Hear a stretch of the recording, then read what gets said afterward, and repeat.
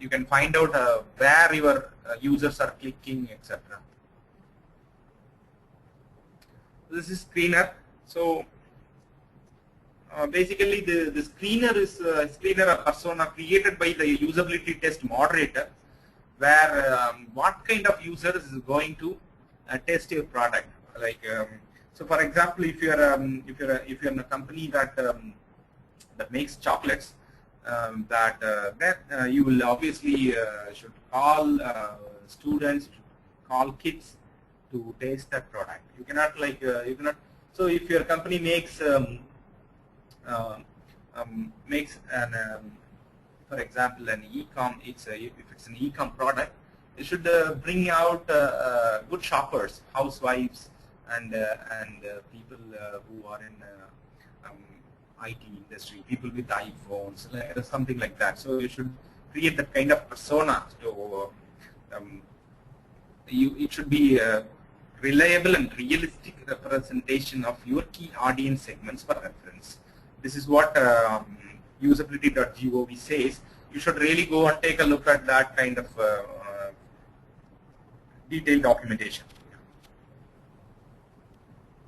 You can call engineers, non-engineers, government employees. When it comes to government employees, when you call them, and you should not really give them money, it will end up in legal issues. So you should give them gifts instead of that, gift vouchers, or you should give some different gifts.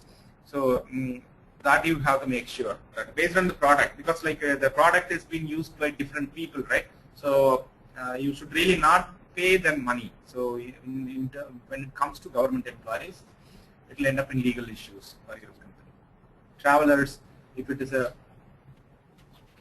travel website, you should really call people who travel a lot. Like, you can find out that kind of users from any travel website, and then you should invite them, and also you should call people from low, high economical backgrounds, social economical backgrounds, because, for example, as I told you before, and if you're testing an ATM machine, that will be used by different people, so it has to be like that.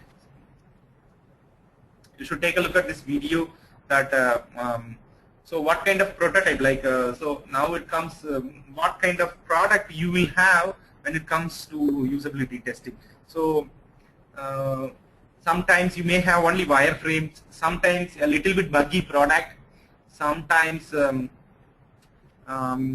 product which is already well built but there is no sales, and so that kind of product you get. So sometimes when you have only wireframes, or when you have only prototypes, you can create some kind of paper prototypes. I will show you that some image of that, and you should take a look at the video. You should exactly, if you write this example usability test with a paper prototype, you can find out this video in YouTube, and so you will also find out this usability test moderator is complimenting her with the chocolate.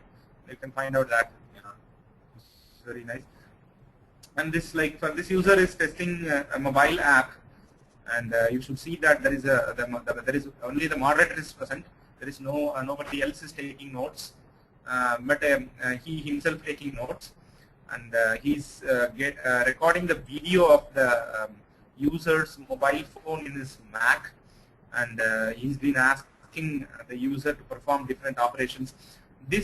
At this time, the moderator is not really looking at the product there.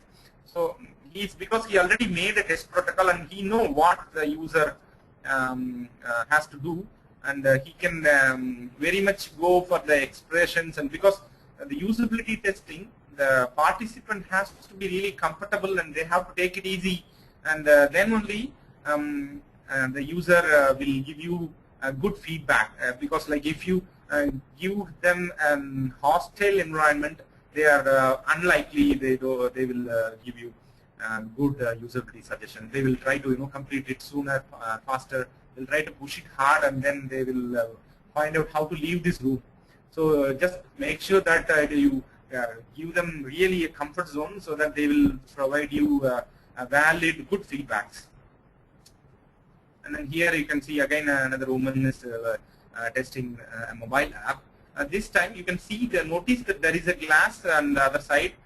normally people, it's a two-way mirror. Like when the scribe who are taking the notes, they can also sit the other side so that these two women really don't get disturbed, and the moderator,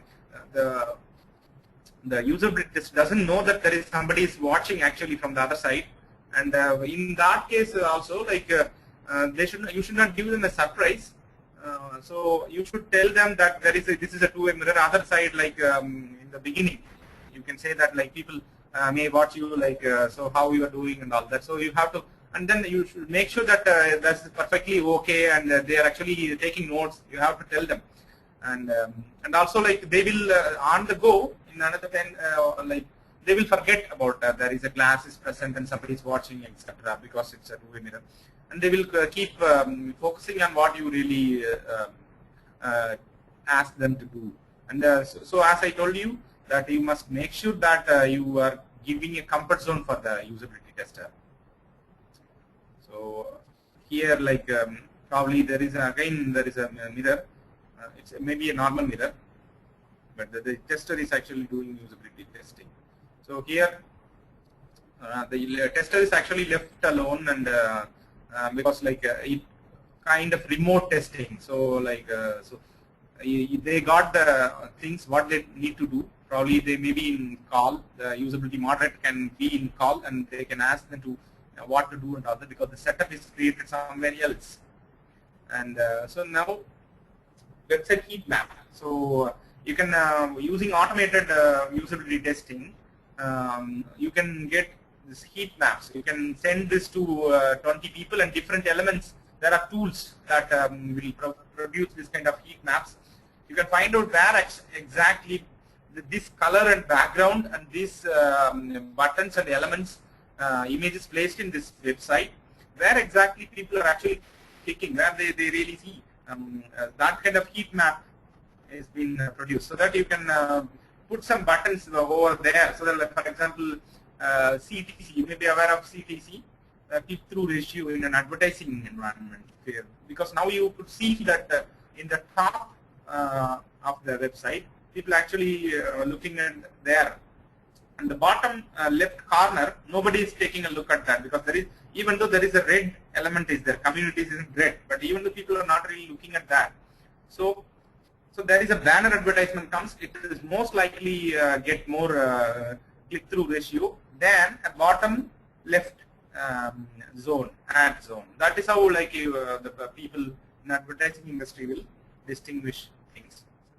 This is a mobile heat map. Mobile heat map tool has been deployed, and it's really found where the user actually really focusing on based on their eye positions. So there is different tools are available. So certain companies are working. I have some links that will help you to understand that. So as I told you before, the time when you start the usability testing, because as I stated, Steve Cook's code, test early, test often. How early it is, like you can even test without an actual product. You can test it with only with the paper prototype. You can cut this paper, and then you can make the screens, take a look at the wireframe and draw the screens, and you can give that to the user, and you can ask them what kind of impact it's actually creating, where they will click if they see that, and what is there in that website or the app. You can find out. Okay, so they will most likely, if you do perfect user acceptance testing, sorry, usability testing, you will be able to find out. So this is actually another paper prototype of a website where there is no actual product, but you still will be able to do the usability testing with this prototype.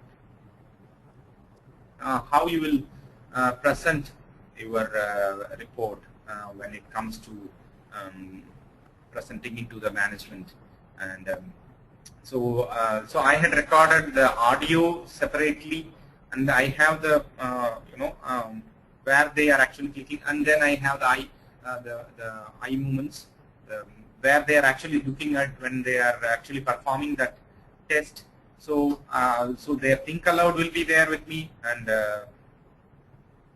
their user action will be with me, and then their facial expression will be with me. So as I told you before, in the goal of usability testing is efficiency, accuracy, recall, and emotional response. So the facial expression is really an important thing when it comes to usability of a product. So this is how I put my reports if it is required to be doing usability testing. So this is how this overall execution path of your usability testing.